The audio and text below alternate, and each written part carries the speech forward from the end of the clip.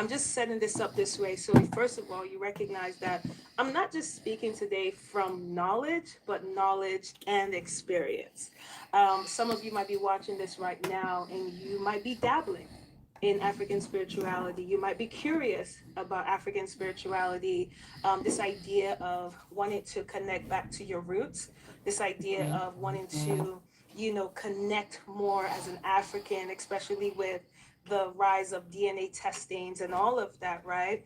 But I just want you to be open minded, okay? I want you to take this journey with me because, first of all, as we lay a foundation for what this is perceived to be versus what it really is, I'm also going to talk to you about why the enemy has such a unique agenda against Black people.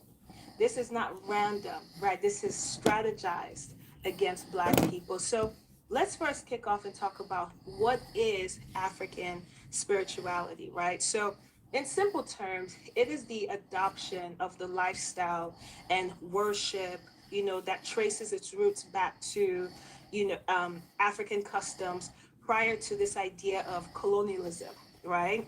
And so that's why people always, there's this saying of like, I can't worship the God of my slave masters. That's the concept, and that's why we see that it has this growing influence on many.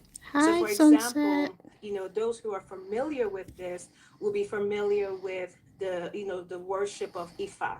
So Ifa is an ancient Good deity evening, that predominantly Sunset. is worshipped by the Yoruba tribe in Nigeria.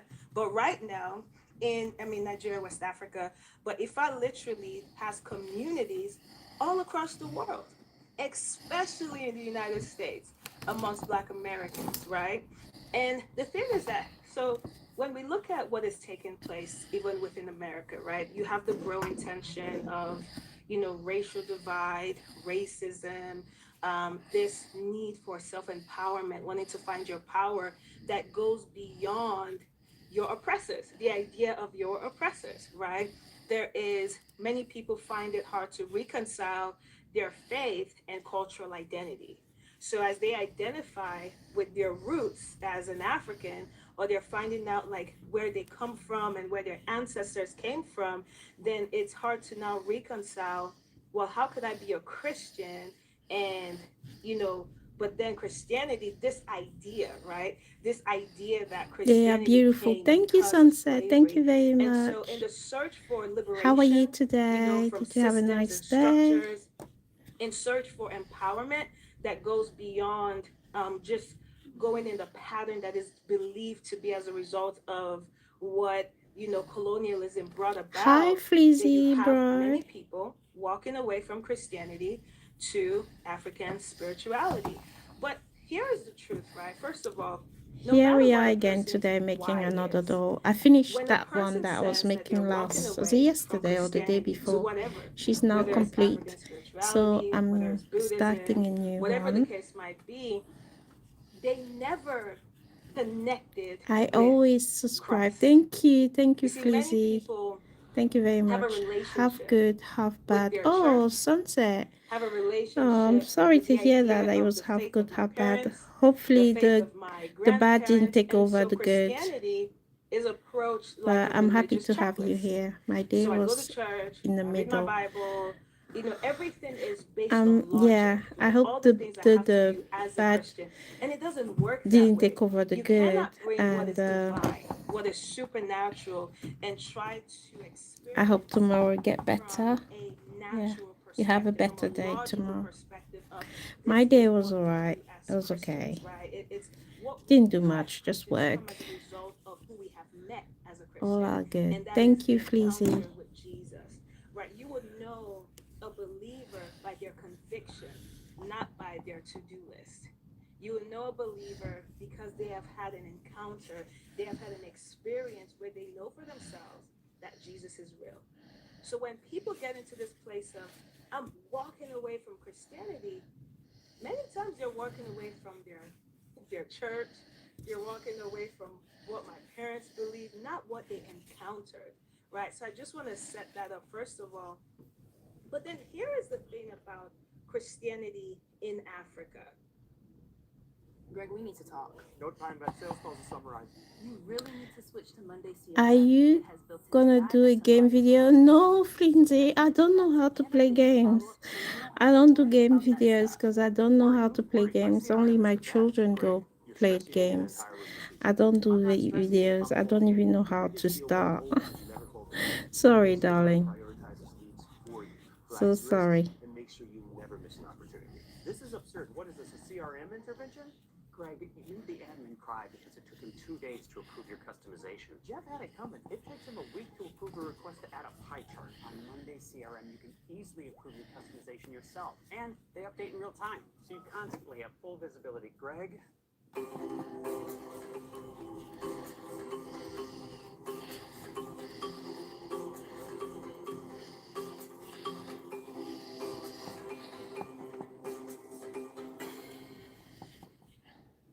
How are you doing, people of the internet? My name is Adol Jigero, and this is Dialogues with Jigero. In Africa, we have always tended towards the new religion that was brought to us by the white man, for a lack of a better word. Yeah, and sometimes I think about my ancestors.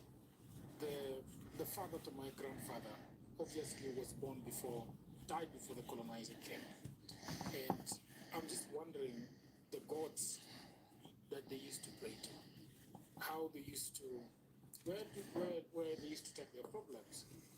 And so today we are going to be talking about African spirituality in a deeper way. And this is a series by Nana and Mildred Awena. How are you doing, Awena? I'm very well, thank you, Takero. Yeah, I said in our first interview, yeah, in Dialogues with Jagero, that I am a Christian, born again. I sort of believe that God exists because I have an experience and a testimony. But then there is a question that never leaves you. That the people that died before Christianity came, how are they judged? Are they going to heaven? Are they going to purgatory? Where are they going? Did they have any sort of morality?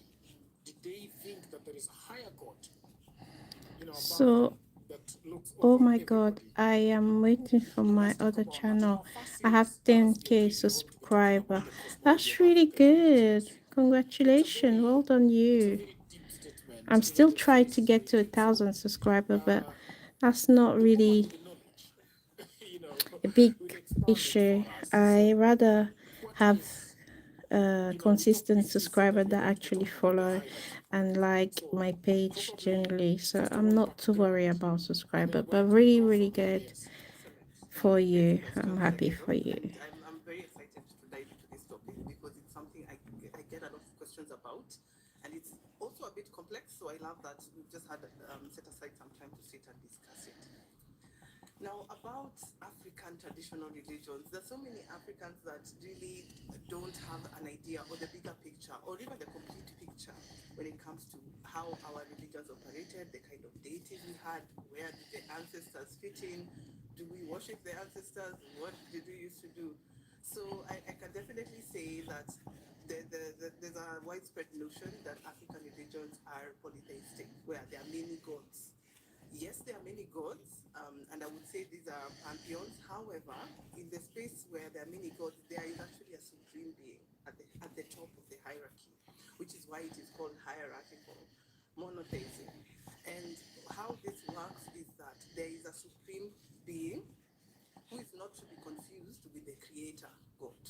So that the God of the African was seen as very distant, very unknowable, mysterious, and I can Also, even illustrate this so in our own I can culture tell my because we subscriber know of to Nyasai, isn't it? subscribe to Yes, but you. Nyasai is just one of the many names Thank you, because we would beseech the Flizzy. supreme I will creator through the subscribe to sun, your channel, through although the I don't play ancestors. game, but So the I'll supreme subscribe being was to called support Chok, you.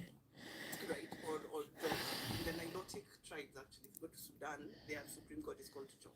And I know we have that name as reflecting an ancestor, a very significant or important ancestor, somebody like Ramogi or Gormahia would be considered a Jok. However, the name itself really means the supreme being, the supreme creator. Even the word kum, which means mysterious, or works in mysterious or secret ways, So what the African understood in terms of the supreme being is that he is so far removed from creation that a lot of us, a lot of African societies were not really including him in their beseeching or their prayers. They were beseeching to the creator gods. So how that would work, because I want to get into My name is explaining it in Nicholas. illustrative Hi. fashion with Hello, examples and how Nicholas. this goes I about. am 7. Oh my God, Remember you're in the so last young. You're episode 1 we year had younger than my where we son. talked about transcendence You're and 1 year immanent. younger than my Is the God son. transcendent? And transcendent means the God that is supreme, high and completely distant, where he only created the cosmos. And then from there, he stepped back. And then he left that job to the creator gods under him, who then went ahead to create the earth as we know it, or separate the earth, the heaven and the earth. And if you see, if you look at Genesis, you see the very same thing. Genesis 1 and 2. You see that in the beginning, the Spirit of God was roaming across the waters, and then he said, let there be light, and he separated the heavens from the earth. And something interesting, by the way, I was reading that chapter last weekend, and it said something interesting that separates the when he was speaking the firmament into being. He said, let there be a firmament or an expanse to separate the waters from the waters. So there's two kinds of waters here. The waters that are above the sky, and this is where, remember we were talking about how the ancestors dwell in the waters. But then now there's the waters of the earth. So what then happens is that after the supreme being, we have the creator God, and the creator God is the one that is usually prayed to by the many cultures, right? And then after the supreme being, we also have pantheons of gods. If you look at West Africa, the Yoruba, and I know you've heard of the Orishas. There's a supreme being as well at the top, Olorun, and then now Olorun had children. And then now these children are the ones who then created the earth, or as the Yoruba know it, and became even some of their first ancestors in some of these cases. Now I want to go into a concept called the distant God, or the God that is at rest, or the God that does not need to work, and it's called Deus Otiosus. Deus Otiosus, or an Otios God. What is that line? What is that? Deus Is it Latin? Yes, it's Latin. It just means the distant God. And the description of this Otios God really is, it gives you deja vu for the Bible, because it's the God who is at rest. If you remember Genesis 1, it says that after creating the earth, or the cosmos, sorry, God rested. Look at your child right now and ask yourself this. Can my child make such a game in the next couple of months? Whether you answer yes or no to that question, you are 100% correct. So where do we start from when we have been raised to see our own traditions, our own culture, our own ways as demonic? When it comes to Ifa, a lot of people want to come to African spirituality, and the first thing they do when it's Isha Ifa is Orisha, Orisha, Orisha. I want to know who is my head Orisha, which Orisha has my head. There's nothing wrong with wanting to be close to the Orisha. But what Ifa teaches us? So first we must unlearn, and then we relearn, and then we keep learning, because Ifa is a lifelong learning journey. You never stop learning. One of the questions I get asked the most is, what do we do? How does one begin on this journey towards returning to African spirituality? And that's what I'm talking about today. I'm Written Wicked Niger Zen. Smash that like button, subscribe, hit the notification bell. A lot of people are on this journey, returning home, as I put it, to African spirituality. Most are coming from Abrahamic religions, Christianity, Islam, right? Some Jewish, but mainly Christianity and Islam, because a lot of us, due to the colonization and the enslaving, are either Christian or Muslim, even back home in Nigeria, which some people are shocked about, not just Nigeria, all over Africa.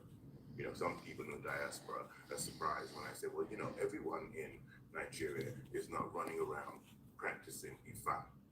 They are stuck on their Abrahamic religions, and Ifa and all forms of African spirituality are demonized.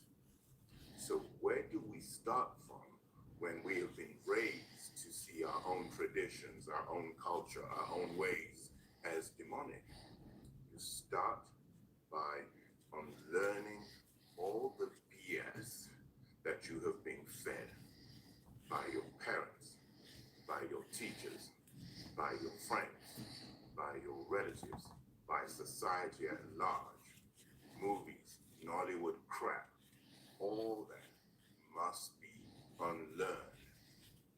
And then we must begin to relearn who we truly are, what our traditions are really about. We need to relearn, because I say relearn because once upon a time, we knew this stuff before our brain cells were fried by Abrahamic religions. And we started to believe that all our ancestors were demonic and all our ways were demonic, and everything that comes out of Africa is no good. So we must now begin the journey towards relearning who we truly are and what our traditions are really about. And we must then start learning so you can choose the tradition that you would like to follow. It doesn't have to be Ifa. Obviously, people come to me because Ifa, but it doesn't have to be Ifa. It can be Ordinanibo. It can be some other African spiritual tradition. Maybe you've done your DNA and you found out that you're from some other place. Or for those that are actually back home on the continent, you know where you're from, but we have been removed from who we are. So you may be, Igbo, Hausa, Ewe, Kikuyu, Kikuyu, I hope I got that right. Wherever you're from, Zulu, Xhosa, whatever it is, whatever your tradition or whatever the tradition you are interested in learning about, you must then begin to learn as much as you can about that tradition. And I'm going to talk about Ifa because that's what, let me just briefly look at this from an Ifa perspective, because obviously that's what I know the most about. When it comes to Ifa, a lot of people want to come to African spirituality, and the first thing they do when it's Ishashe Ifa is Orisha, Orisha, Orisha. I want to know who is my head Orisha, which Orisha has my head. A lot of the sisters, obviously, they all believe they're daughters of Oshun, but that's another show. Thank you, Beyonce. But, it's all Orisha, Orisha.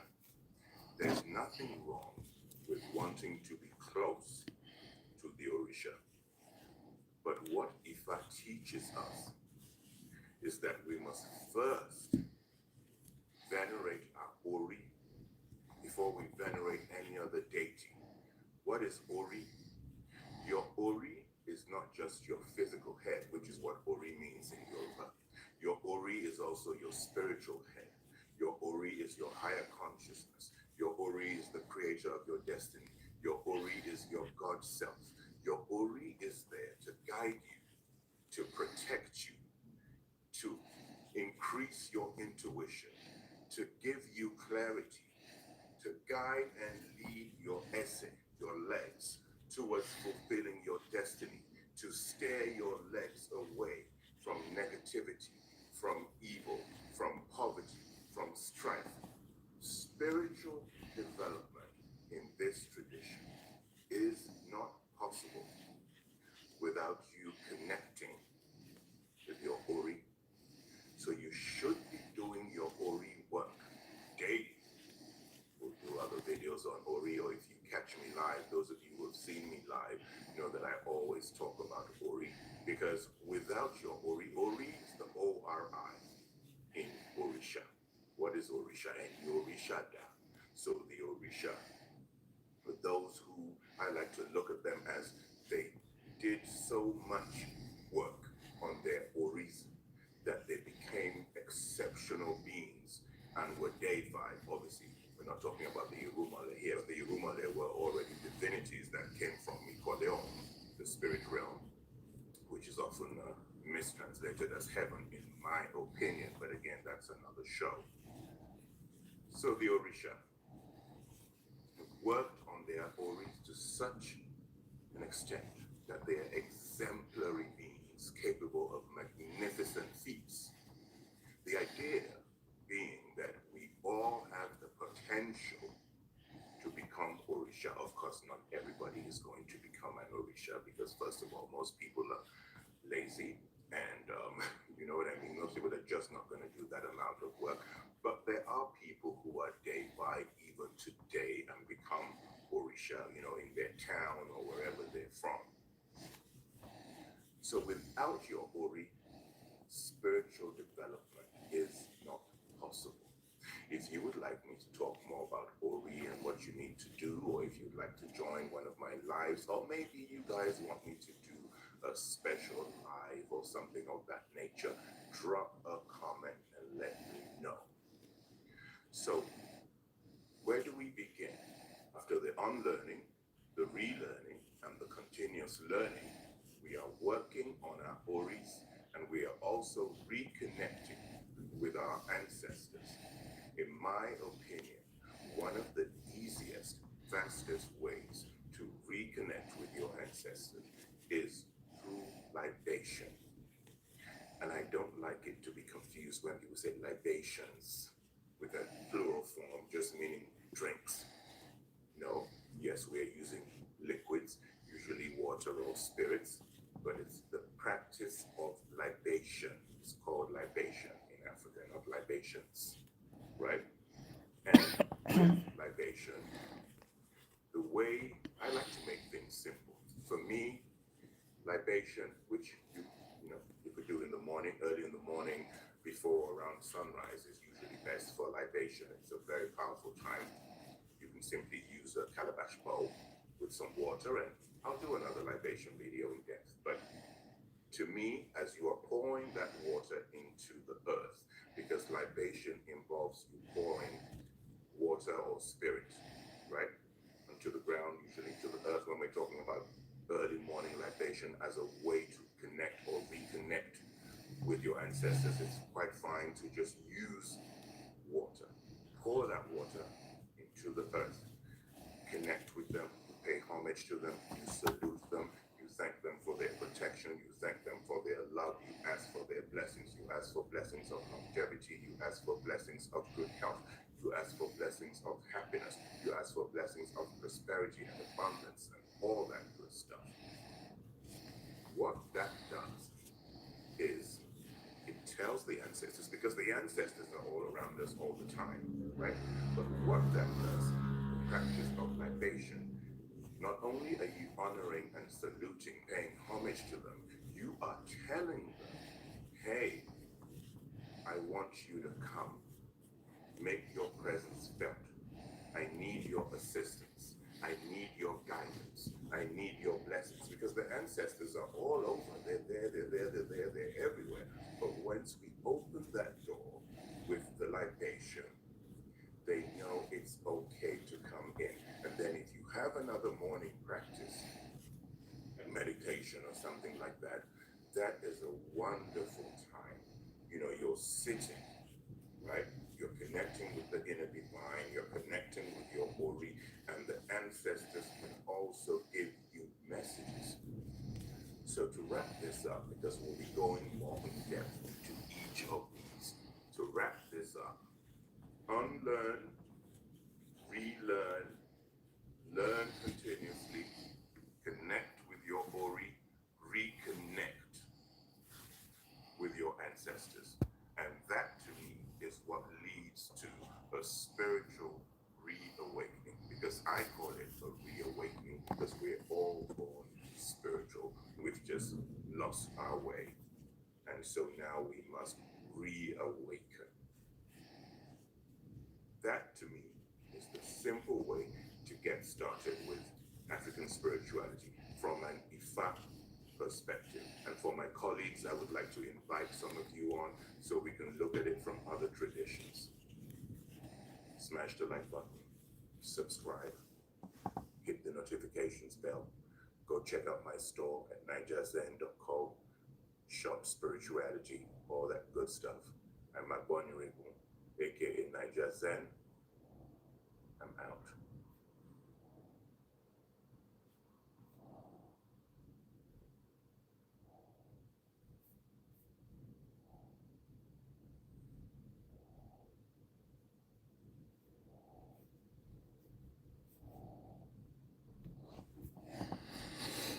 We have got to the point where literally anybody can build a fully working app without knowing how to code.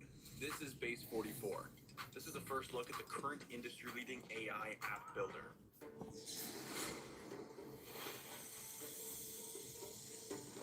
Fragments from the periphery of the African spiritual and cultural system became Christianity. And when the Protestant broke away in the 1500s, the Ethiopian church was already 1,000 plus years old. Had nothing to do with Protestant Europeanism.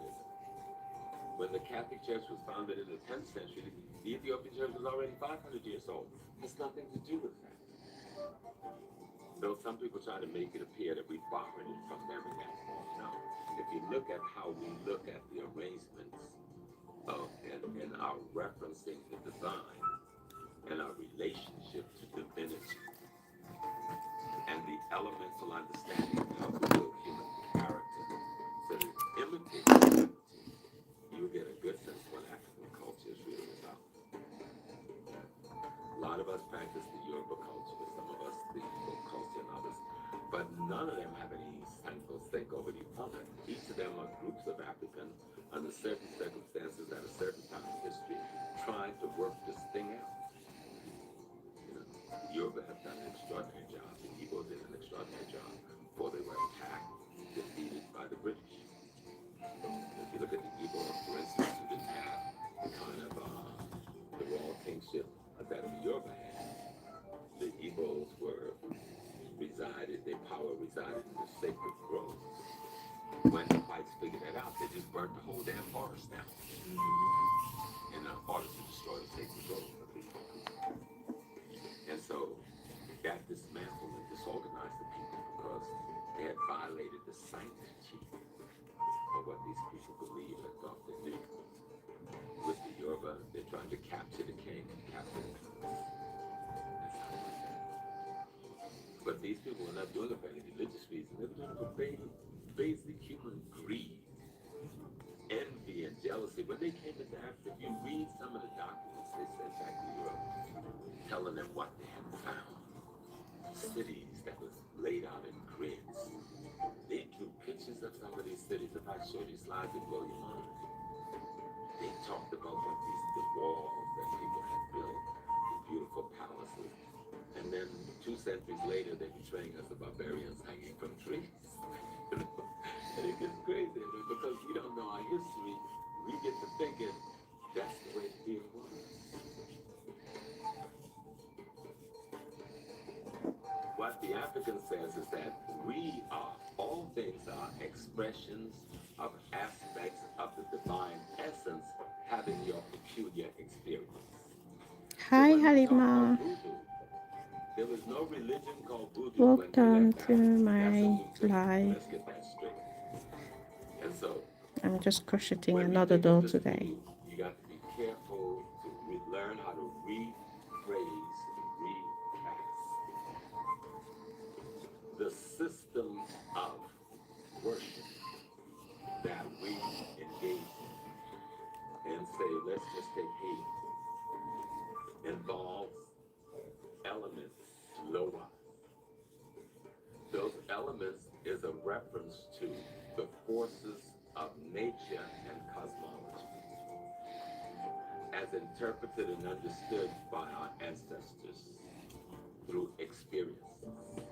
So when we see the drawings that they call bebeks, that is some ancestor, some of our great minds' interpretation of a cosmic energy formation that responds to a certain vibration, be it language, music, or some other rhythm form. And so we paint what we perceive to be the representative instrument of that elemental energy vibration. You understand?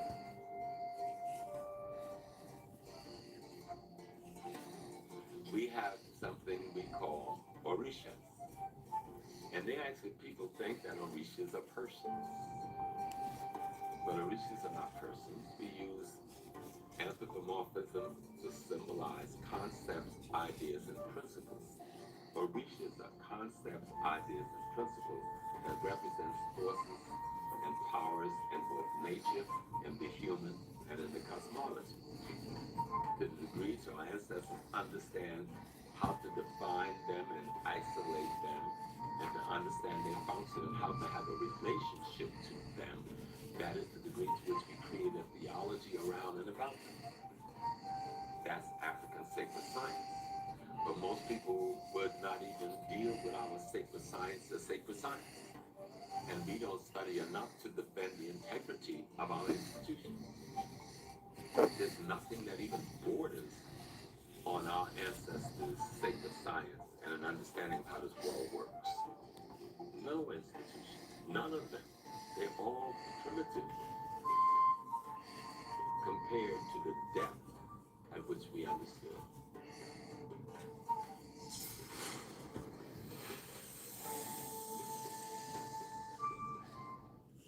So you're telling me I can straighten my teeth in as little as 4 to 6 months from just £38 a month?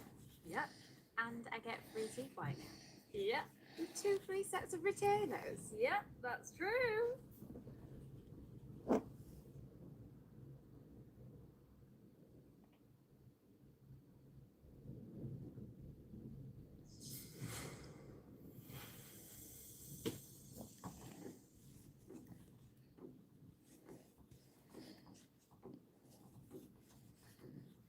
When we talk about earwax fever, what we talk about when we say earwax fever? We talk about internal and external harmony and balance. If we were using overnight and the keyboard, how we talk about internal and external harmony and balance. That's what you're trying to destroy. That's what your philosophy should help you bring about, both in your character, in the family character, and the community character. That's what you're trying to do. And that means to seek harmony with nature, cosmology, as well as humans that enjoy ecology. That's what the African thing is about. It's not about no crazy. We've got medical books written in. They took your name, your land, your language, but not your legacy. Reclaim it at AfricanAncestry.com. For viewers unfamiliar with your work, right, especially your tours inspired by Egypt on the Potomac, can you explain the connection between Kemet, Freemasonry, and the layout and symbolism embedded in Washington, D.C.? So because of the fact that I was born in Chicago, Chicago is the home of architecture. The first skyscraper in the world was built in Chicago. Chicago has some of the greatest architecture in the world. I had aspirations of being an architect. Took 2 years of architecture courses in high school. My freshman year at the University of Illinois, I majored in architecture. I was ready for a change. I left the University of Illinois, came to Howard, changed my major from architecture to design. So I am by training an artist. I've been drawing all of my life. And the beautiful thing about artists is that artists have the capacity to see things that aren't there. Artists have the capacity to create things and bring them into existence.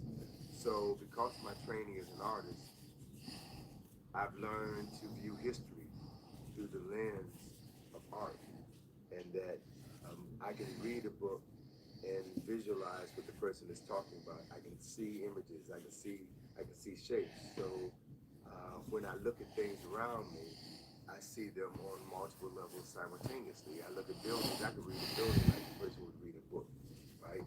Because I understand what goes into creating a building and designing a building. So I made my first trip to Egypt in 1980. I made my second trip to Egypt in 1985. And after returning to DC for my second trip to Egypt, I saw the Washington Monument and said, wait a minute, I just saw those in Egypt. And I realized the Washington Monument is called an obelisk, which is a Greek name for an identical object that was created in Egypt affectionately known as a Tekken. It's the oldest symbol of resurrection. So I began asking questions. Why is there a Tekken in Washington, D.C.? And why has D.C. law mandated that there's no object that could be taller than that structure? So I ask questions, and every question seeks an answer, right? And as I was pursuing answers to the questions that I was asking, that led to the creation of what was originally known as the Afrocentric Tour of Washington, D.C., which I created in 1986. In 2005, I rebranded it Egypt on the Potomac. So that activity will be 40 years next year. And what it consists of is my curiosity leading me to answer the question, why is the Washington Monument the tallest object in Washington, D.C.? And by researching the history of the layout, design, and development of the city, I created the Egypt on the Potomac field trip. And so I discovered that America's founding fathers, many of whom were Masons, had an understanding and appreciation of Kemetic or Nile Valley history and culture. And that Tekken. Attention video creators, go to Artlist and start generating cinematic videos. Now it's field 3. So, does that mean I can make this train fly? Yeah, of course. And there's no risk. The Washington Monument is a 6,000-year-old symbol that represents the resurrection of a Saw. The Saw story is the oldest story, the first story of resurrection known to mankind. So when the Masons erected that building, I think around 1880, they actually they named the monument in honor of George Washington for the public perception. But inside of the monument, they actually dedicated to a Saw, first king of Kemet. So information is always presented on multiple levels. And so my interest is in drilling down into the deeper levels of the presentation of anything. So Article 1, Section 8 of the U.S. Constitution set aside an area no larger than a 10-mile square that was to serve as the capital of the United States of America. First capital was in New York, then it moved to Philly, then it was in Delaware, then it was at multiple locations. And these white men decided they needed to create a permanent seat of government for the United States. George Washington was charged with the responsibility for determining where that new seat of government was going to be. George Washington was, in many respects, the Donald Trump of his day. He brokered deals with people who own land in Maryland and people who own land in Virginia on the east and west banks of the Potomac River. So he had them sell their land to the government at an inflated price. And once that 10-mile square on the east and west bank of the Potomac River was identified, then they came in and bought plots of land at a reduced rate and then sold those plots of land to the federal government at an inflated rate, right? So that's how Washington, D.C. came to be created, but also a 10-mile square, a square. Square is important because squares in masonry are foundations upon which men's lives are transformed. So it makes sense that since America was established by men who were practitioners of the craft, white men who studied African knowledge, and they used that African knowledge to lift themselves up out of poverty, out of ignorance. So they practiced African principles without identifying them as African. And they used those principles to create what has become the wealthiest and most powerful nation in human history.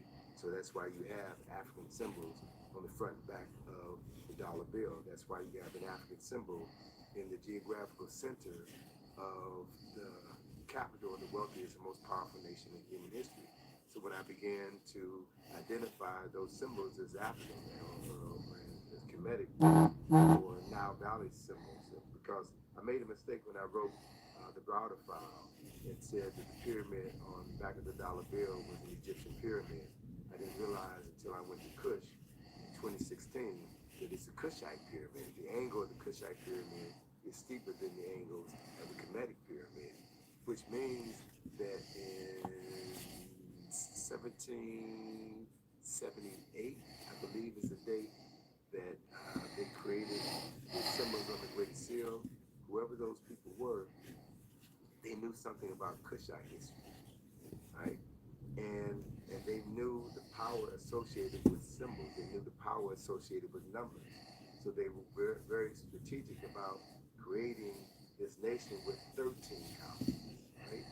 They're very strategic about placing African symbols, surrounding themselves with African symbols so that they could be empowered by the energy that is transferred, that is conducted through those symbols. DC is in the shape of a square. The square is aligned to the 4 cardinal points of the compass. Assar's monument sits in the geographical center of that square. The main street that runs from the monument up to the northern point of the square is 16th Street. 16th Street is the spiritual corridor of Washington, D.C.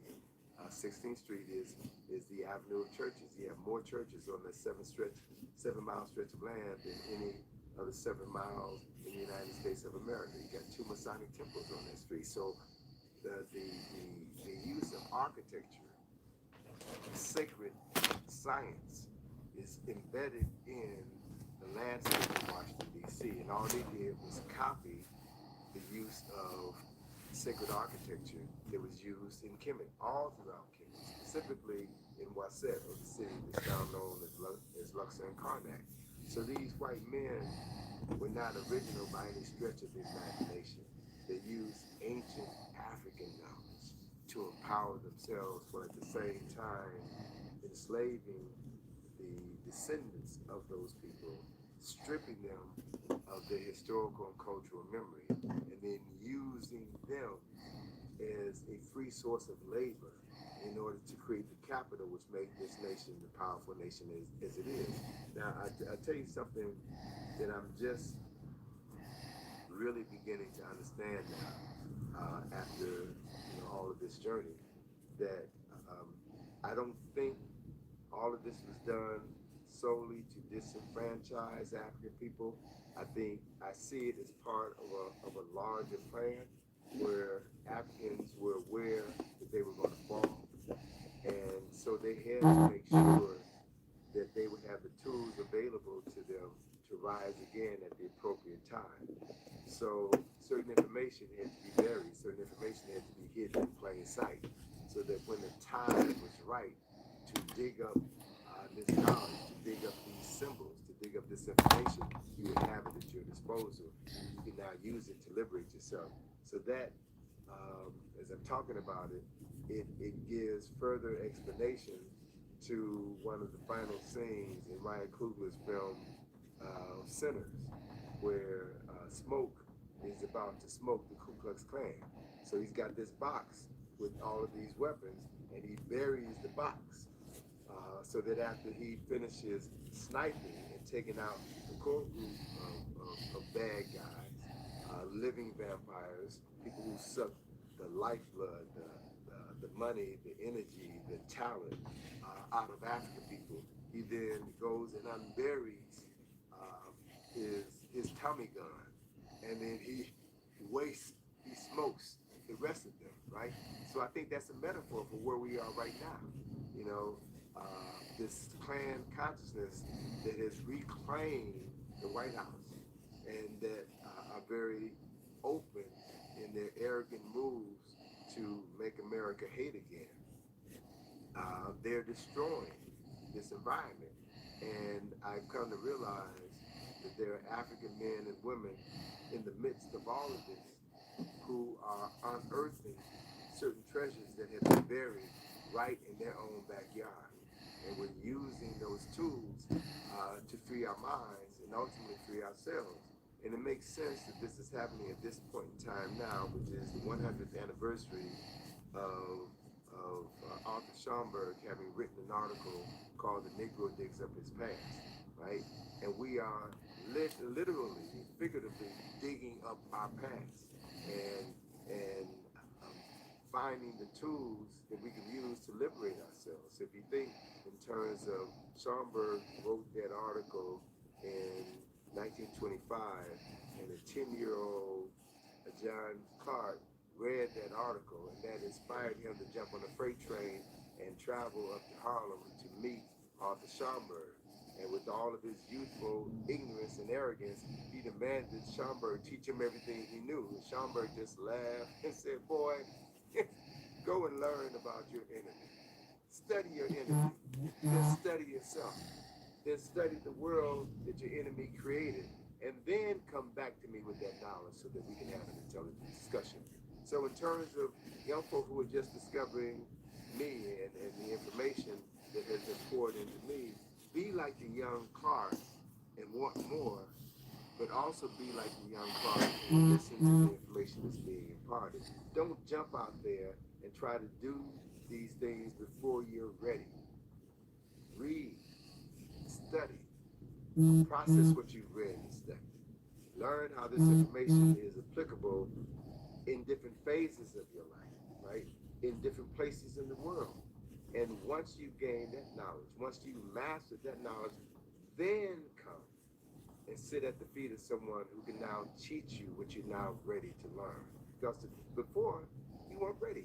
It would have been like pouring water in a glass that's already full. So you have to be willing to submit to the process. You have to be willing to be patient. I had actually never built a website before, but Fiverr had exactly what I needed for us to go from idea to market.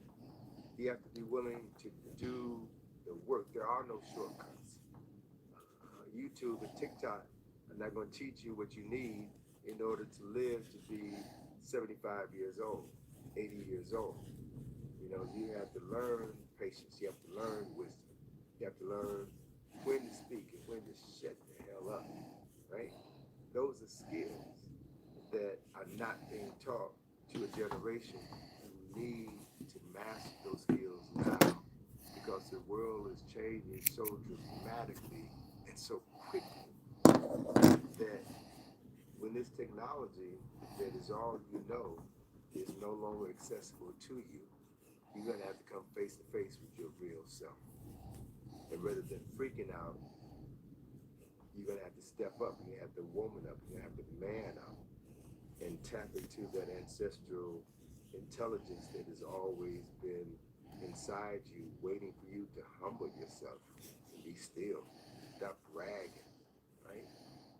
And listen to the voices of reason that can get you through this difficult period so that you can get on the other side and be of service to those who are going to need your wisdom in the generations to come and the lifetimes to come. So you got to see yourself as part of a continuum.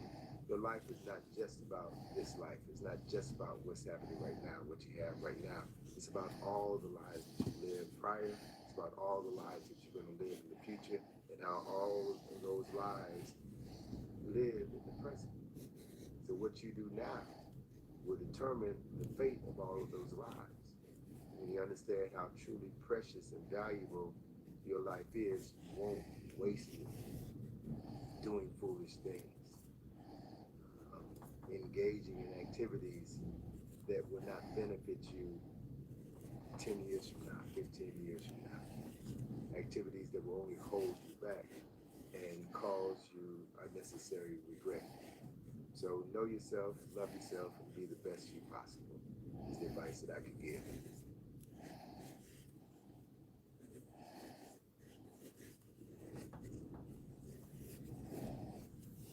Greetings and welcome to the Movement with Kevin Shockley and Kofi Leniles. Thank you for joining us.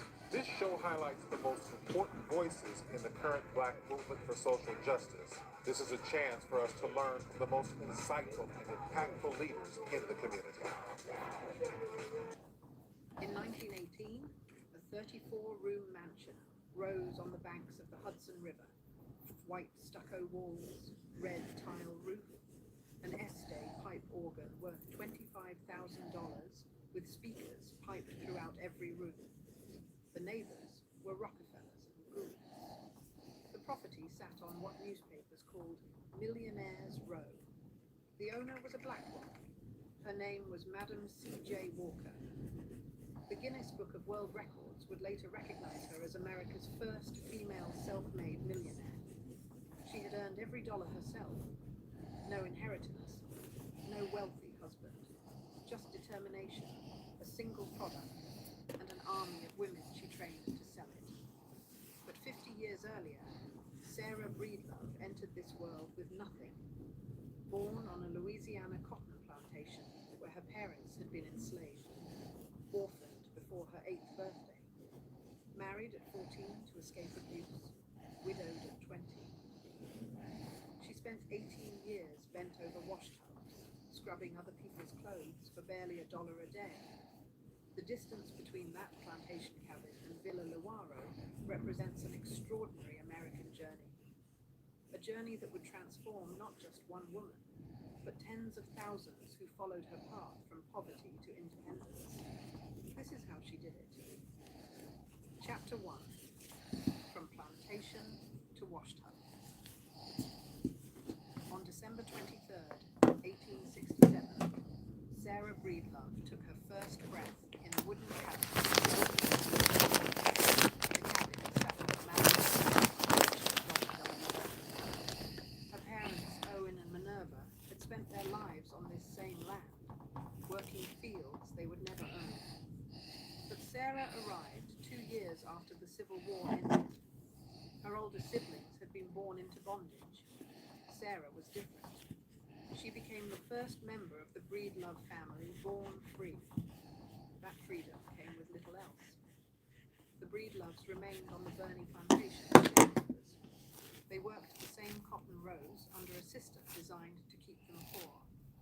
Supplies came on credit from the landowner at inflated prices. The debt grew. The family stayed trapped. Owen and Minerva had 6 children. Luvenia was the eldest daughter. Then came 4 brothers, Alexander, James, Solomon, and Owen Jr. Sarah, the youngest, learned to work as soon as she could walk. Then the fevers came. Disease swept through the Mississippi Delta in the early 1870s, carried upriver by steamboat passengers. Minerva fell ill first. Owen remarried quickly, needing someone to care for 5 young children. He too succumbed within months. Sarah Breedlove was 7 years old, both parents gone. The older brothers scattered northward in search of work. Sarah had no such option. She went to live with her sister Luvenia, who had married a man named Jesse Powell. Around 1877, the cotton crop sailed. Luvenia and Jesse decided to cross the river and try their luck in Vicksburg, Mississippi. 10-year-old Sarah went with them. Vicksburg offered work for those willing to do what white residents refused. Sarah picked cotton. She scrubbed floors in white households. She had no opportunity for schooling. But the hardest part was not the labor. Jesse Powell treated Sarah cruelly. She never detailed the abuse publicly, speaking of it only in fragments throughout her life. Whatever happened inside that household was severe enough that she decided, at 14 years old, to marry a man she barely knew, just to get out. His name was Moses McWilliams. The marriage was not born of romance. Sarah explained it plainly years later. Hey man, what's the best advice you can give someone that's in sales? Switch to Monday CRM. Oh, awesome, thanks. Hold up. You're thinking about old school CRM. CRM has AI capabilities that change how we do work, and now my team closes more deals than ever. Oh, sounds great. Thanks for Hold on, sharing. Hey, I'm not just talking about email composition. I'm talking about meeting summaries, deal prioritization, risk flagging. The real deal, man. Sounds amazing. And you can customize it to fit your specific needs. And the automation setup is so easy. And there's sales sequences. Leave me alone. Ah! Come on, don't get stuck in the past. What we do is forward with Monday CRM.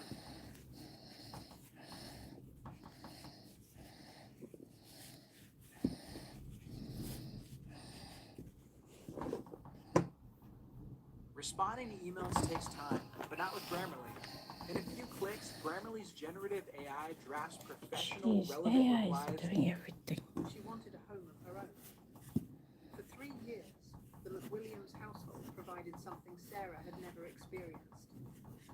nobility.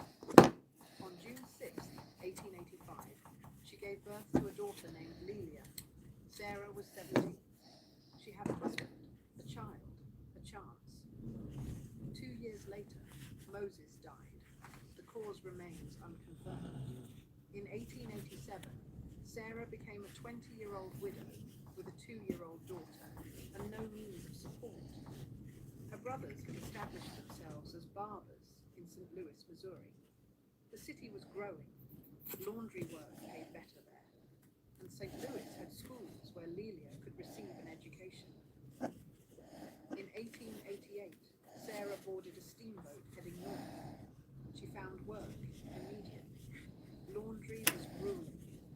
She rose before dawn to collect dirty clothes from white households, heated water over wood fires, and scrubbed fabric on metal washboards until her knuckles bled. She stirred pots of boiling lye soap, wrung sheets by hand, hung everything to dry, then ironed, folded, and delivered. For this, she earned barely more than $1 per day. But Sarah had a purpose. Lelia would go to school. Lelia would have opportunities her mother never had. Every blister was an investment in her daughter's future. Sarah also found community at St. Paul African Methodist Episcopal Church. She sang in the choir. The women there helped her improve her reading. She attended night school when she could. She married again in 1894. John Davis proved unreliable, and the marriage eventually failed. Through it all, Sarah kept scrubbing, year after year at the wash tub. Her daughter thrived in school, while Sarah's hands grew raw from labor and lie. Hi, She was Joanne. approaching 40. 18 years of washing other people's clothes, 18 years of barely surviving. Something had to change. Chapter 2, The Hair Crisis. During the 1890s, Sarah noticed something alarming. Her hair was falling out. At first, just a few strands in her comb. Then small patches appeared on her scalp. The condition worsened each year. By the turn of the century, she had lost most of her hair. She was not alone. Across America, black women suffered the same affliction in staggering numbers. The causes were everywhere, invisible and relentless. Most Americans in this era lacked indoor plumbing. Bathing was infrequent, hair washing even more so. Without regular cleaning, scalp infections flourished.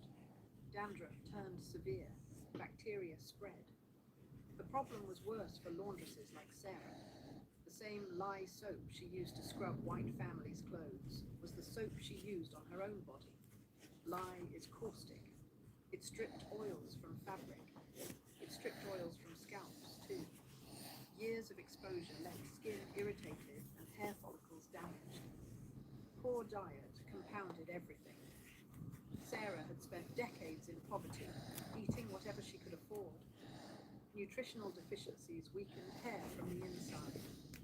Stress did the rest. 18 years of back-breaking labor, a failed second marriage, the constant pressure of raising a daughter alone while barely surviving. Sarah tried everything she could find. She consulted her brothers, all barbers who understood hair. They offered advice, but no cures. She purchased products from local stores, ointments, and tonics that promised restoration. None delivered. She experimented with home remedies passed between women in her community. Nothing worked. Her scalp remained inflamed. Her hair continued to thin. For a woman already facing poverty and discrimination, baldness carried additional weight. Hair mattered in this era. It signified health, femininity, respectability. Losing it felt like losing dignity itself. Sarah was approaching 40. She had survived orphanhood, abuse, widowhood, and 18 years of poverty. But this felt different. This was visible. This could not be hidden. She needed a solution, and she would find one, though not in St. Louis. Chapter 3, Birth of an Empire. In 1903,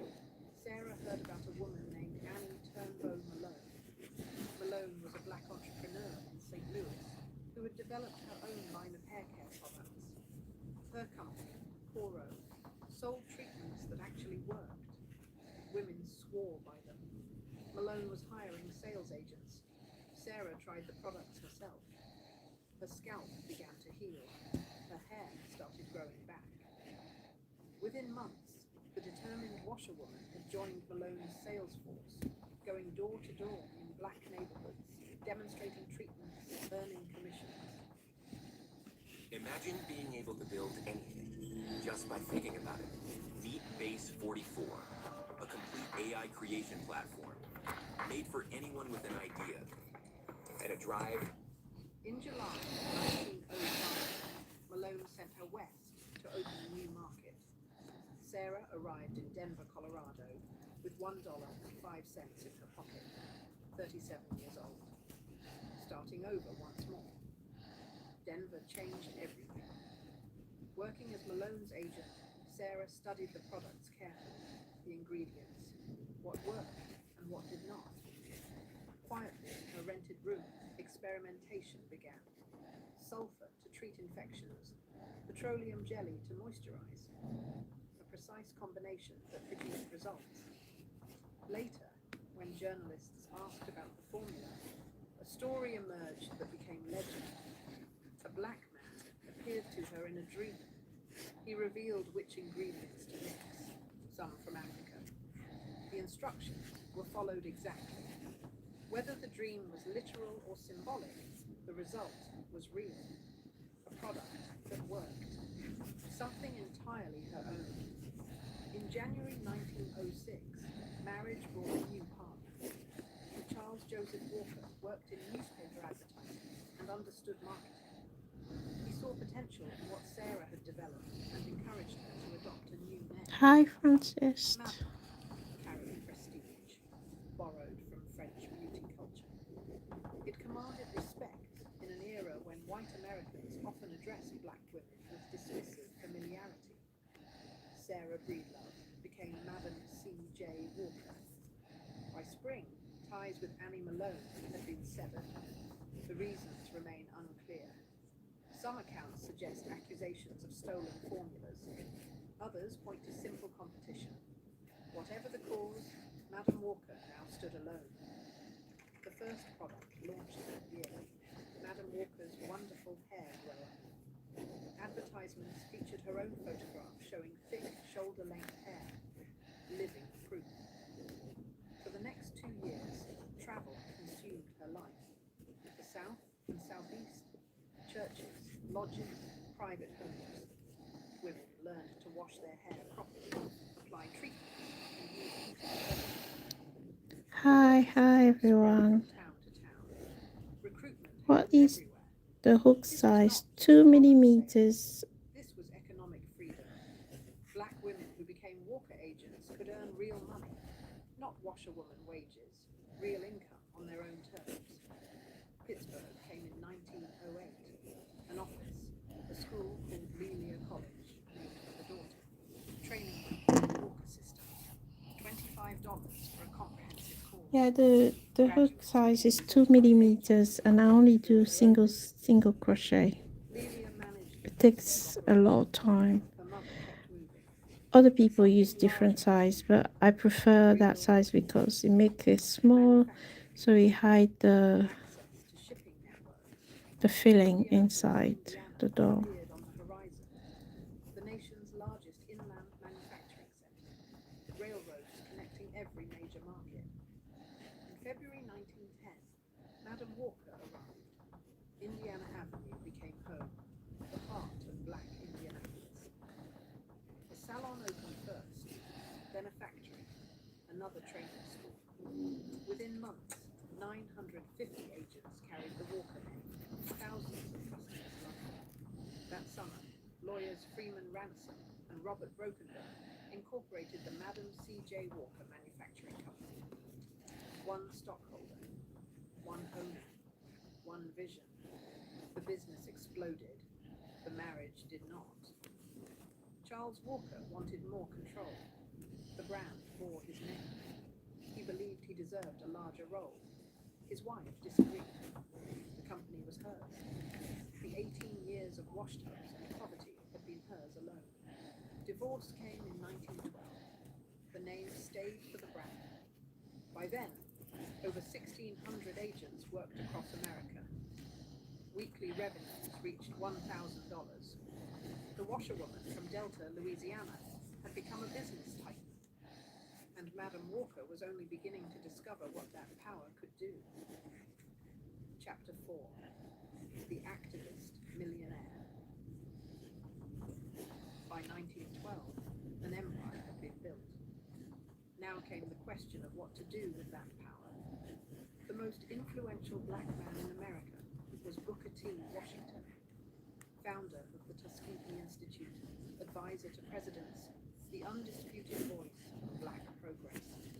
His support could open any door. In January 1912, the businesswoman traveled to Alabama and requested a meeting. Washington allowed her 10 minutes at a minor venue. Every second counted. The demonstration impressed an audience of farmers enough that Washington permitted her to sell at the conference. But when an invitation to his National Negro Business League convention that summer was requested, Washington went silent. No response. The convention proceeded in Chicago without her name on the program. For 3 days, other entrepreneurs took the stage. 3 male cosmetics manufacturers, one speaker after another. The wealthy businesswoman from Indianapolis sat in the audience, waiting. On the final morning, her friend George Knox, a newspaper editor, stood and asked if the delegates might hear from this remarkable woman in their midst. Washington dismissed him curtly and called for the next speaker. Enough. Rising from her seat, Madam Walker spoke directly to the most powerful black man in America. Surely you are not going to shut the door in my face. The room fell silent. I am a woman who came from the cotton fields of the South. I was promoted from there to the washtub. Then I was promoted to the cook kitchen. And from there I promoted myself into the business of manufacturing hair goods and preparations. I have built my own factory on my own ground. Washington could not silence what the entire room had now witnessed. The washerwoman from Louisiana had demanded her place, and won it. The following year brought reconciliation. Washington accepted an invitation to stay at her Indianapolis home for the dedication of a new black YMCA. Her $1,000 Thank you for the hearts. building fund was the largest individual donation. Washington showed his gratitude publicly, praising her to the assembled crowd. Months later, his National Negro Business League convention featured Madam Walker as a keynote speaker. Money was influence. Influence meant power to change things. In 1913, while the company expanded into the Caribbean and Central America, new alliances formed with other activists. Educator Mary McLeod Bethune, the militant intellectual W.E.B. Du Bois, contributors to the fund preserving Frederick Douglass's home in Washington, D.C. These connections would prove essential. 3 years later, Harlem became home. The neighborhood was transforming into a black cultural and political capital. A Walker salon and training school already operated there, run by her daughter. Now the movement's most prominent businesswoman joined its most prominent activists. The summer of 1917 brought violence that demanded response. In July, white mobs attacked black neighborhoods in East St. Louis, Illinois. The massacre left at least 39 African Americans dead. Men, women, and children. Homes burned. Bodies dumped in the river. The NAACP organized a response. On July 28th, more than 8,000 people marched silently down Fifth Avenue. No chants, no shouts. Just black men, women, and children walking in dignified protest, many dressed in white. Madam Walker served on the executive committee. The silent protest parade made national headlines. Later that summer, August brought the first national convention of Walker agents to Philadelphia. More than 200 women gathered at Union Baptist Church. For 2 days, they discussed sales strategies and business practices. Prizes went not only to top sellers, but to women whose local clubs had contributed most to charity. At the convention's close, the delegates composed a telegram to President Wilson. They represented 12 million Americans, the message said.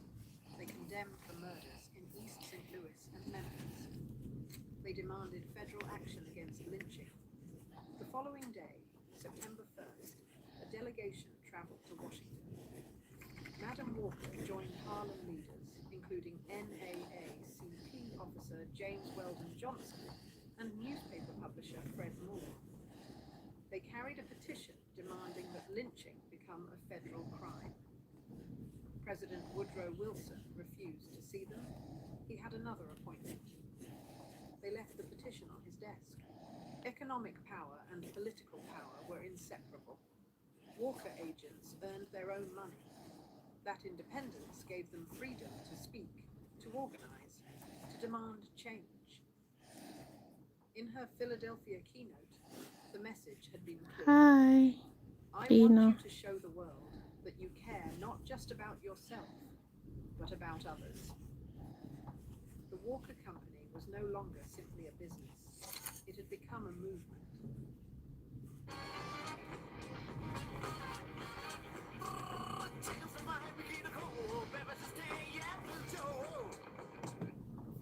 Chapter 5, Villa Lewaro. In August 1916, Madam Walker purchased 5 acres of land in Irvington-on-Hudson, New York, 30 miles north of Manhattan, overlooking the river, surrounded by the estates of America's wealthiest families. The Rockefeller compound at Kykuit rose 3 miles to the north. Jay Gould's Lyndhurst sat half a mile south. The Vanderbilts maintained their presence. Hi, Sophia. Good evening. Oh, I think I'm gonna stop now. I've joined the legs and built the body, and now I'm building the head. I'm gonna carry on tomorrow. And yeah, After graduation, she's he almost became done. the first African-American architect registered in New York State. I'm gonna say good night to you guys. Good night, Sophia. Good night, Joanne. Thank you for being here today. And good night, Nicholas. I'll see you guys tomorrow. Remember when you did the live stream? I was there. Yes, I remember. I do remember, Sophia. I appreciate you being here. I'm going to bed. I'm really tired now. I've been here for an hour, so it's time to go to bed. I'll be back tomorrow evening. Okay, guys. Good night. Bye-bye. The mansion must sit close to the main road. Maximum